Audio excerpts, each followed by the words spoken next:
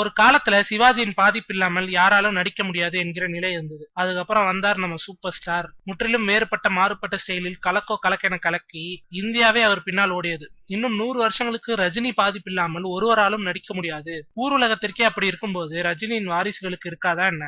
கலையுலகத்தை ஒரு கை பார்த்துவிட வேண்டும் என்கிற அவர்களது நினைப்பு ஒரு கட்டத்துல ஈகோவாக தலை தூக்க, ஐஸ்வர்யா ஒன்று செய்தால் அதை விட டாப்பாக நான் ஒன்று செய்வேன் என்று முரட்டுக்கரம் தூக்கினார் சௌந்தர்யா. முடிவு பயங்கரமானதுதான் மிச்சம்.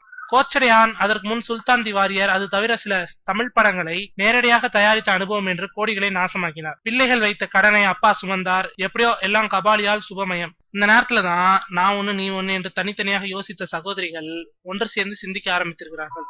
இணைந்து பணியாற்றவும் முடிவெடுத்திருக்கிறார்கள். முதல் கட்டமாக சௌந்தர்யா ரஜினி இயக்கத்தில் தயாரிப்பாளர் தானு தயாரிக்கும் படத்தில் தனது கணவர் தனுஷ் ஹீரோவாக நடிக்க பரிபூர்ண சம்மதம் தெரிவித்திருக்கிறார் ஐஸ்வர்யா. அது மட்டுமல்ல, தனுஷ் தயாரிக்கும் வேறொரு படத்தில் ரஜினி நடிக்கிறார்ல, அதில் ஒரு முக்கியமான கேரக்டரில் நடிக்கவும் போகிறார் ஐஸ்வர்யா. அந்த படத்தின் கதை விவாதம் மற்றும் ஷூட்டிங் விவகாரங்களிலும் தனது பங்களிப்பை செய்ய முன்வந்திருக்கிறாராம் சௌந்தர்யா. பெண் குழந்தைகள் இரண்டும் ஒரே விஷயத்தில் ஒன்றிணைந்து விட்ட சந்தோஷத்தை ஒரு சின்ன புன்முறுவலோடு கடந்து கொண்டிருக்கிறார் பாசக்கார அப்பாவான ரஜினிகாந்த்.